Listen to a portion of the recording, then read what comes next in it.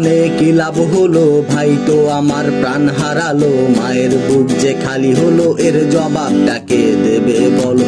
Police কেন করলো গুলি, এ সহিংসতা কেমনে ভুলি।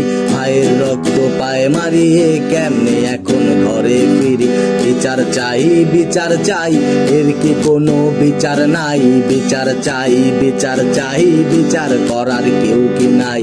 বিচার চাই, বিচার চাই, এর কি কোনো বিচার নাই। বিচার চাই, বিচার চাই, বিচার করার কেউ কি নাই।